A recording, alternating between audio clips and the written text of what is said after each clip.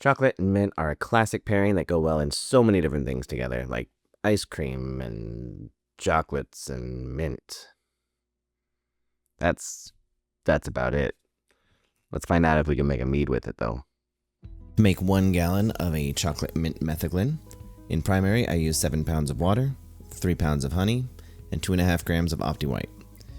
For the yeast, I used DV10 for a nice clean ferment, and my starting gravity was 1.096, for an ABV of around 13%. In secondary, I back-sweetened with 12 ounces of chicory honey and 2 ounces of lactose, and used 4 ounces of cacao nibs, 2 vanilla beans, and a ½ ounce of fresh mint leaves.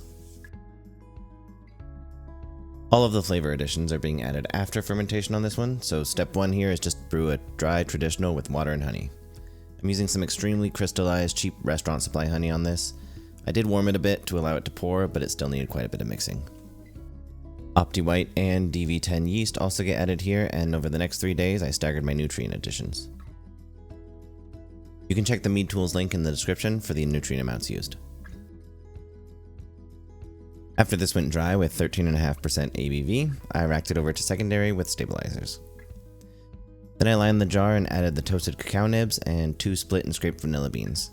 Now vanilla does contain fermentable sugars, so I should have waited 24 hours for the stabilizers to do their job before adding it, but I got lucky and they seemed to hold before any of the leftover yeast got to it. For the mint, I packed ½ ounce of mint leaves into a disposable tea bag and just dropped that in. The cacao and vanilla will hang out in there for 2 weeks, but the mint gets pulled at 72 hours. That was enough mint for me, but if you want more mint, don't just leave it in longer. It starts to brown and can start extracting the grassier vegetal flavors of the mint. Just do another round with fresh mint leaves. After 2 weeks, the cacao had turned it into a nice amber color, so it got racked off into its final carboy, then taken over to my bench for back sweetening.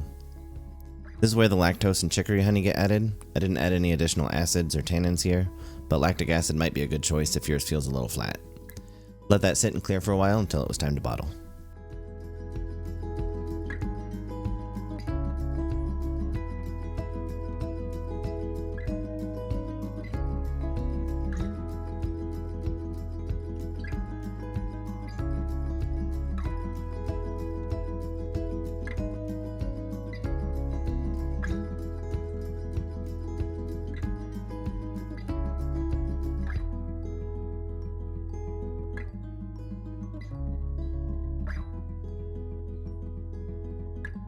Labels and bottle decoration are of course always optional, but it's one of my favorite parts, so here it is. Alright, now for the tasting. I'm doing this a little bit differently this time. Usually I'll have edited the video, obviously I filmed it, made the brew, not in that order, made the brew, filmed it, edited the video, and then I'll sit down for the kind of intro and tasting thing. I say usually, but I've done like 4 videos, so it's going to vary a little bit. This time I haven't edited the video, so I made it, I bottled it, like a month has gone by, and I'm like, I should just film this tasting. So if you've made mead or had multiple batches of, I guess, anything going at the same time, you don't remember every detail. I mean, maybe you do. I don't. Just a heads up. I need those notes. I need that video and that editing process to remind me, yeah, what did I do to this? So this is a little bit, it's not blind because I tasted it at bottling and I tasted it obviously through the process. I know a lot of things that I did do, like put chocolate and mint in it. But otherwise this is relatively blind. So we'll see how this goes.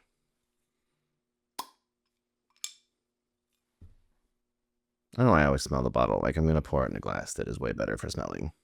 I think last time pouring it up here was pretty good for the color. So, what if we did that? Does that look nice? Yeah, yeah. It's not a word in video if I don't spill something. Anyway. It's got a nice color. It's nice and clear. Kind of a little bit of a dark straw.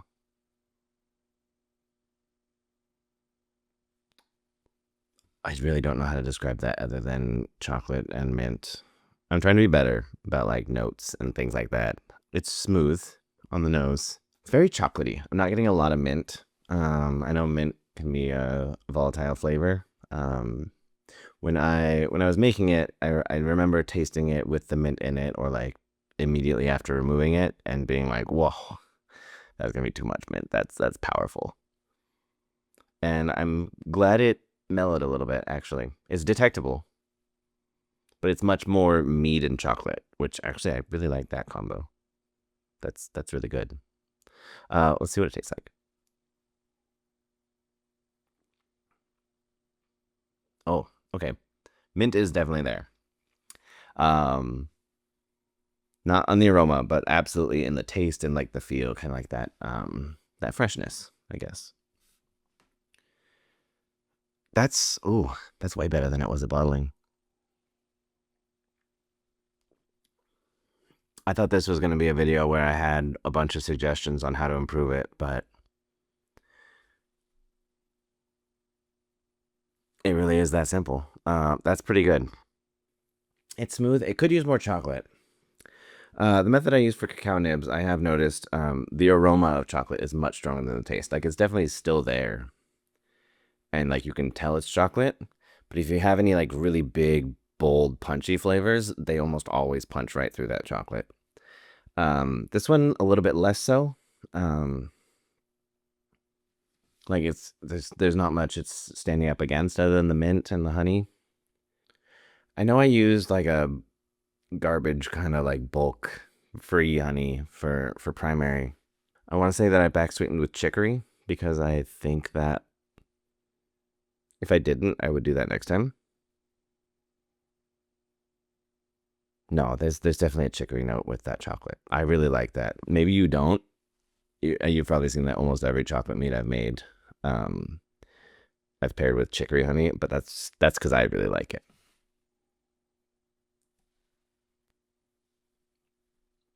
And it has it's that familiar feeling. I like that a lot. I'm slightly regretting not bottling a few for competitions. I know I can send these ones, but they're a lot harder to ship than the brown bottles. These stick out past the boxes that I have, so I have to arrange different shipping. It's really sweet. Maybe it could have been drier. Sorry. Usually I like to suggest, how to do things differently to your taste, but I really like this.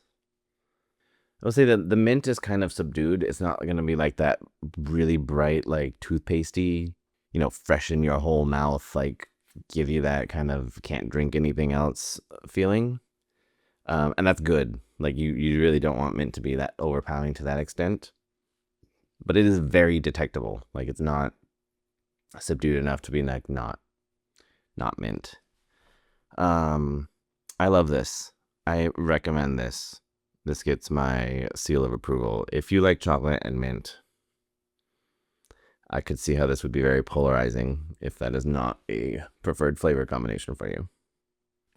Yeah, I could sit here and drink this whole thing. Like I can't stop sipping this. I think that's delicious. That wasn't supposed to be this good. Sometimes you get to drink delicious mead out of something that you thought was just going to be a fun flavor combo. Anyway, I don't really want to just be a channel that does recipe after recipe after recipe. So I do have some tests and experiments in the works. And at least with these recipes, I'd like to show like one new process that I do almost every time. So if you're looking for like specific techniques or how to implement certain ingredients, so I'm trying to be so varied. A lot of these are learned from other people, so I don't want to take any credit for doing this all on my own. The mint method I used today was from Dogstick Fetch, and he explained the whole thing in a Discord channel, and I was like, I have implemented chocolate before. Why don't I just add mint to that and go from there? And the result didn't take much tweaking, and I got something I really liked out of it. So with these recipe videos, I'll try to at least do one new concept or flavor or some kind of new thing each time. I might not always. Sometimes you might just get this is how I make such and such recipe. But for the most part, I want to be, I don't know, still kind of finding my identity as a channel and as a new person in this sphere. So appreciate all you guys, and guess let me know what do you want to see. I'm open. I don't know. Anyway, see you for now.